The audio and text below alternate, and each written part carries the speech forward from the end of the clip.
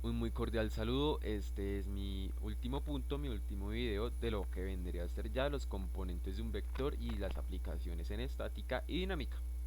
Vamos a echarle un pequeño vistazo a lo que son los fundamentos y las aplicaciones de los vectores en física. Uy, bueno, vamos a empezar con componentes del vector, ahora sí, sin tanto afán. La definición de los vectores. Los vectores como tal son cantidades que tienen tanto magnitud como una dirección. Los utilizamos para describir fenómenos físicos como lo que vendría a ser velocidad, fuerza y desplazamiento. Estos como tal pueden representarse gráficamente mediante flechas donde la longitud indica la magnitud y la dirección de la flecha nos indica la dirección de este vector, como en el ejemplo que podemos ver acá abajo. Componentes. Son dos vectores perpendiculares que al sumarlos nos van a dar el vector inicial. Son la proyección del vector hacia como tal los ejes del plano de coordenadas. Antes de ver esto, lo que vendría a ser los ejemplos de los vectores en el campo de la física, les quiero mostrar o le quiero mostrar como tal un ejemplo que yo tengo acá en Excalidraw. Entonces decimos que tenemos acá el vector, ¿sí? Eje X a la derecha es positivo, a la izquierda es negativo. Tenemos acá los ángulos con los cuales vamos a operar y los valores. Tenemos 3M y 4M. También acá pues obviamente el eje Y. ¿Cómo vamos a proceder? ¿Cómo podemos solucionar este ejemplo? Porque esto acá para una persona que no comprenda el tema, esto le va a parecer a chino. Esto va a parecer algo que nos va a matar la cabeza. Pero pues es un poco sencillo dentro de lo que cabe cuando ya se conoce un poco de la estructura. Acá tenemos lo que vendría a ser las operaciones. Tenemos el x de a y el x de b. El x de a es positivo porque se encuentra a la derecha, obviamente el x de b es negativo porque está a la izquierda. Entonces tomamos el valor que es 4m por el coseno de 17 grados, que nos da 3.82. Después hacemos el x de b que es 3, claramente, pero como está a la izquierda, ya lo habíamos dicho, es negativo, entonces sería menos 3 por el coseno de menos 20. Bueno, el coseno de menos 20 tampoco es que sea tan necesario colocar el símbolo. Entonces nos da menos 2.81. Ya para el eje Y vendría a ser prácticamente lo mismo, sino que acá no cambia el símbolo, acá siempre es positivo. Entonces, para hacer el Y de A, otra vez lo mismo, el 4, pero en este caso va a ser por el seno. ¿Y por qué este orden? Porque pues como tal los ángulos son adyacentes, no son opuestos. Entonces como tal, por eso acá es coseno, coseno, seno, seno, por así decirlo. Entonces decimos que 4m por el seno de 17 me da 1.16 y 3m por el seno de 20 nos va a dar 1.02. Acá este símbolo sigma nos va a representar lo que es esta operación, el 3.82 menos el 2.81 que me da 1.01. Y acá el 1.16 más 1.02 nos va a dar 2.18. Para ya hallar el valor real, la solución, lo que tenemos que hacer es tomar estos dos valores, hacer una raíz cuadrada y elevarlos al cuadrado. Sumarlos y elevarlos al cuadrado, como está acá. Entonces, esto nos va a dar 2.40, que esto vendría a ser la solución de este ejemplo como tal. Que estos son como tal los componentes del vector. Entonces, ahora sí podemos proceder con lo que son los ejemplos. Estando acá, se nos dice que en la física, además de la gravedad y la velocidad, los vectores también son muy esenciales en el estudio del electromagnetismo. ¿Por qué? Por ejemplo, en el campo eléctrico y el campo magnético son representados mediante vectores que nos indican tanto la intensidad como la dirección de la fuerza que ejercen sobre las cargas eléctricas.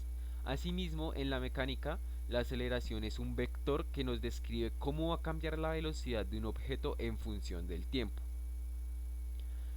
Ya en el ámbito de lo que es como la navegación y geolocalización, acá vamos a hacer un pequeño como inciso. Más adelante vamos a tomar un ejemplo un poco más a fondo.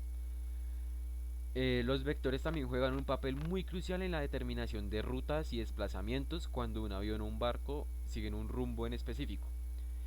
Su movimiento se describe mediante vectores que van a combinar la velocidad y la dirección. También son fundamentales en gráficos computacionales, en nuestro caso de los que estamos estudiando ingeniería en sistemas, y pues los videojuegos donde permiten modelar movimientos realistas en entornos tridimensionales.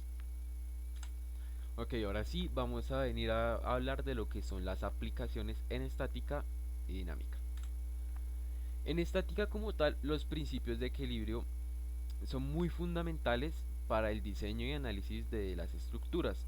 Además, el principio de superposición nos va a permitir descomponer lo que son las fuerzas complejas en componentes más simples.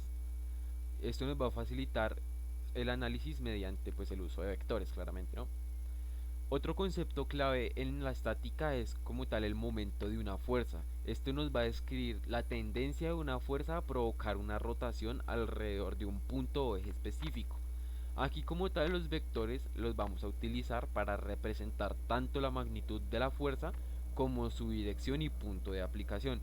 En estructuras como puentes o edificios, calcular esto es crucial para garantizar una estabilidad.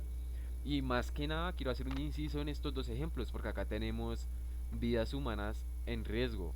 Entonces es crucial, pero hiper mega crucial tener muy precisos los cálculos y como tal, sí, literalmente todo para tener esa estabilidad que deseamos. También encontramos aplicaciones de los vectores en lo que vendría a ser la reacción de apoyos, donde pues vamos a determinar las fuerzas que soportan una estructura en sus puntos de apoyo como tal. Se podría ver en ingeniería civil y mecánica. Y el uso de los vectores nos va a permitir resolver problemas de equilibrio de una manera un poco más eficiente y precisa.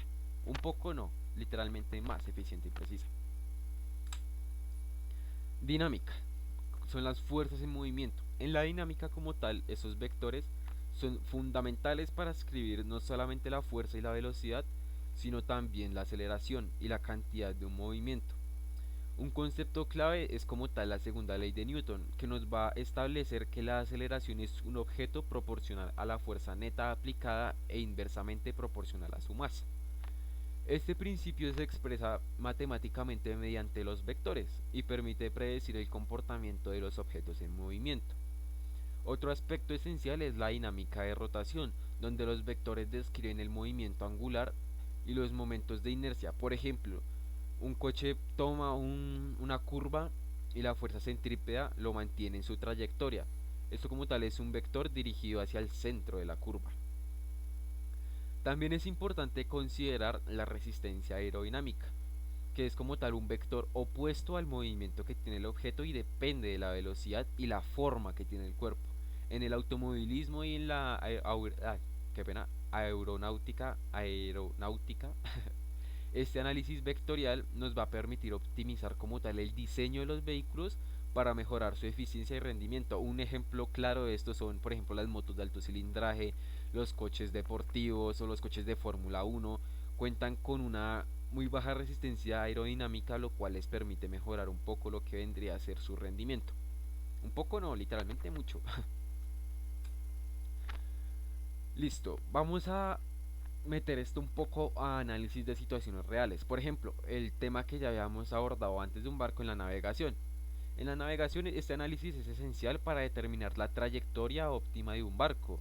Las corrientes fluviales y los vientos pueden generar desviaciones que van a afectar el rumbo y la velocidad de nuestro barco. Por ejemplo, si una corriente fluye hacia el este y el barco intenta moverse directamente hacia el norte, su trayectoria real será una combinación de ambos vectores. Y para corregir esto, los navegantes utilizan la suma de los vectores y ajustan el ángulo de navegación para contrarrestar estos efectos de corrientes y el viento. También emplean vectores de velocidad para calcular el tiempo de llegada en función de la resistencia del agua y pues como tal la potencia del motor, ¿no? Otro aspecto interesante como tal podría ser el cálculo de la deriva, que nos permite predecir cómo va a afectar la dirección del viento y la corriente a la ruta del barco. Esta técnica es también crucial en aviación, donde los pilotos también utilizan vectores para ajustar su trayectoria en función de los vientos predominantes. Eso también lo podríamos ver en las personas que manejan el tráfico aéreo. Ellos también lo hacen mediante vectores. Y pues para concluir, Los vectores son herramientas clave en el estudio de la física, ya que nos va a permitir representar y calcular magnitudes como fuerzas, velocidades y aceleraciones con mucha precisión. Gracias a esto vamos a poder modelar situaciones del mundo real, donde el equilibrio de estructuras hasta el movimiento de partículas en un campo electromagnético. Además, en áreas como la mecánica cuántica y la relatividad, los vectores adquieren una dimensión aún más profunda, permitiéndonos describir estados cuánticos o analizar la curvatura del espacio-tiempo. Incluso en disciplinas aplicadas como lo que es la ingeniería, la navegación y la robótica, el manejo de vectores es fundamental y siempre está presente para optimizar sistemas y prever comportamientos dinámicos. Y esto sería todo, muchísimas gracias.